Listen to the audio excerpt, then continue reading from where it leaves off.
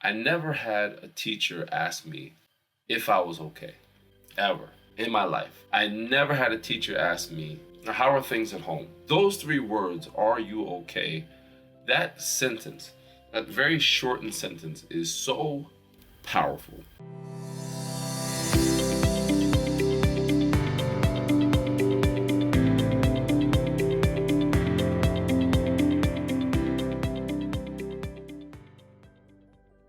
I'm originally from Passaic, New Jersey. Back then, in the early 80s, mainly in my school, what I saw was Black and Spanish. And at some point in time, somewhere around sixth grade or so, my mom got us out of Passaic. She felt the area was getting a little bit too bad and moved us to Rockaway, New Jersey. At that time, when I first got there, was all white, mainly Jewish community, not a lot of people of color that lived in Rockaway, New Jersey. I moved to a town appropriately named White Meadow Lake.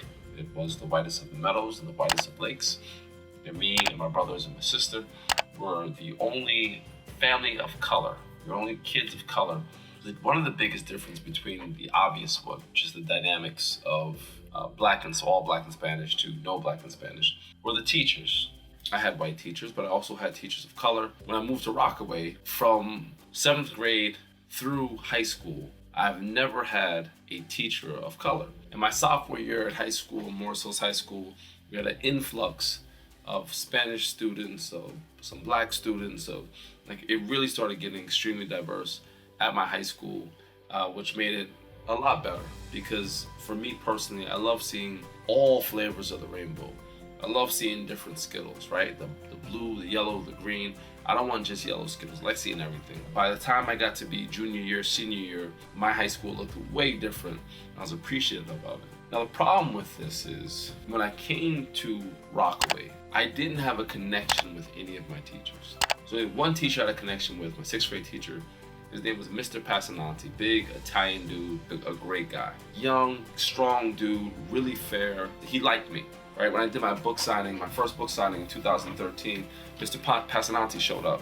Same great guy, love him to this day. But outside of him, when I got to middle school and high school, I never had a teacher ask me if I was okay, ever, in my life. I never had a teacher ask me, what was Passaic like? Or how are things at home? Those three words, are you okay? That sentence, that very shortened sentence, is so powerful. Asking someone if they're okay, seeing if kids are okay, adults are okay, that is an everyday thing. Checking on someone's mental health, checking on someone's mental well-being. Just like we assume that life is forever, that this is just eternal ride that we're on, we're never gonna pass away, even though seeing it next to us, in front of us, everywhere, we assume that we'll be on this planet forever. It's the same thing when it comes to mental health and people's well-beings. We just assume everybody's okay. And how would you know unless you asked? I really do believe, one of my purposes that God gave me on this earth is to be there for other people. I think God created me with big enough shoulders where if you're going through something, I'm gonna approach you with no judgment and I'm just gonna listen. Hopefully I have the words to encourage you, to inspire you, to make you think differently. So it doesn't matter if it's 2 a.m., 3 a.m., whenever it is, hit me up. You can have friends that are there when everything's great, everything's sunny, you got money, everything's well, or you can have friends that are there when you're at your worst, when you make that 2 a.m. call. There's a movie called The Town, Ben Affleck's in it, and he walked in, I think Jeremy Renner was his boy.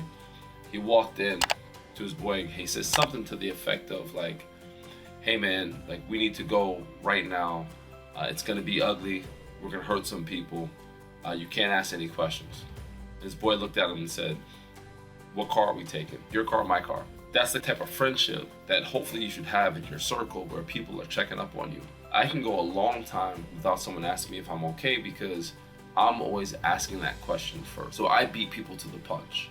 I've been gifted with being able to compartmentalize problems and take them one at a time, not 500 at a time. Some people don't have that. I really do believe it's a gift. It's a gift to be able to say, okay, one at a time. I'm not gonna let y'all jump me. There's a movie called The 300 about the Spartans. So they created this thing where only a couple of them at a time can go through, which even the fight. That's the same thing for me in terms of problems. Like, I'm only going to take one or two at a time. But are you okay? It should be something you should do. You know, checking on them. Like, are you good? Like, are you all right? And it doesn't have to be a 4-hour conversation. It could be a text. We have 7.6 billion, I don't know how many people that are on the planet before they try to depopulize all of us. We have all these people that are on the planet. I don't think there's one person that hasn't gone through issues mentally where like, I don't feel good. You know, I'm hurt, or this is bothering me. So with all those people on the planet, these people that are in your life, why not be that person to say, hey, are you okay? And who knows, maybe they'll say it back. Maybe they'll ask it back. And it's something that sparks from there. But don't think that you have to handle it on your own. And if you're hearing this and you're saying to yourself, well, Cornell, I don't have anybody, then message me. I'm putting that out there right now. At Cornell Thomas 34. If you feel like you have nobody that you can talk to, nobody that you can discuss an issue with, no one in your life, I'm telling you right now, if you are comfortable with it, you can message me. You can message me and we can go back and forth, we can have a conversation, and we can figure it out. Because the thing that hurts me the most is thinking that there's a little boy that's at school, or girl that's at school, or someone that is in their 9 to 5, 9 to 6 rat race that goes home and thinks they're completely alone. Now, if you're that person that's always throwing problems on people and never asking is anyone else all right, then shame on you. Take a breath and ask if they're okay. Reciprocate what the time they're giving you, reciprocate it. And I'm not saying every time, right? Sometimes you have something that's really important, you gotta let it out, but man, ask your peoples if they're good, right? Ask your peoples if they're good. You'd be surprised at the response.